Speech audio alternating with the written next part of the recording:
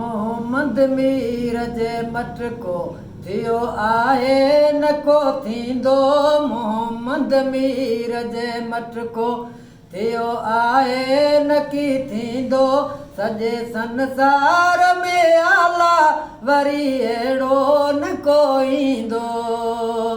सॼे संसार में आला वरी अहिड़ो न को ईंदो।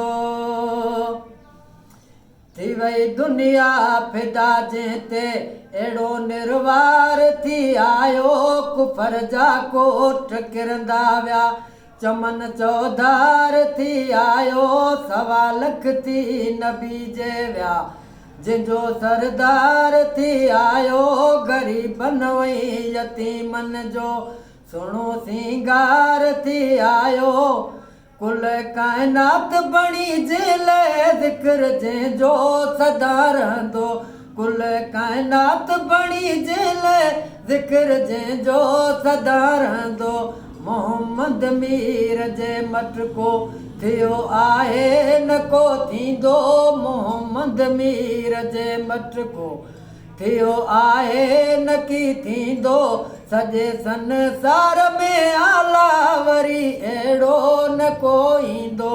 सॼे संसार में आला वरी अहिड़ो न को ईंदो।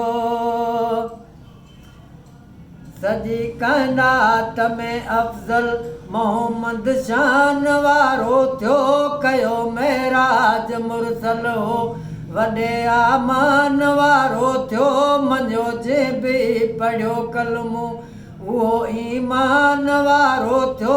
जंहिंजे दिलि में नाहे मोहबत उहो नुक़सान वारो थियो।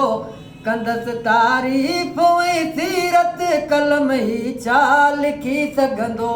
कंदसि तारीफ़ ऐं सीरत कलम ई छा लिखी सघंदो। मोहम्मद मीर जे मटको थियो आहे न की थींदो। मोहम्मद मीर जे मटको थियो आहे न की थींदो। सॼे संसार में आला अहिड़ो कोन वरी ईंदो। सॼे संसार में आला वरी अहिड़ो न को ईंदो। मियां दाद सना जंहिंजी फ़रस्तन बि आहे गाई लिखी छा ख़ासि केली। मियां दाद सना जंहिंजी फ़रस्तन बि आहे गाई लिखे छा ख़ासि केली। दुनिया जे लाइ ख़ुदा ठाही रखियो मूं इश्क अरबीअ जो। थींदी गणती न को काई पढ़ी ना तूं सला तुंहिंजो। वणी मूंखे इहा वाई हूंदी दिलि में जंहिंखे मोहबत मोहम्मद नाम सोच मंदो। हूंदी दिलि में जंहिंखे मोहबत मोहम्मद नाम सोच मंदो। मोहम्मद मीर जे मटको थियो आहे न की थींदो। मोहम्मद मीर जे मटको थियो आहे न को थींदो।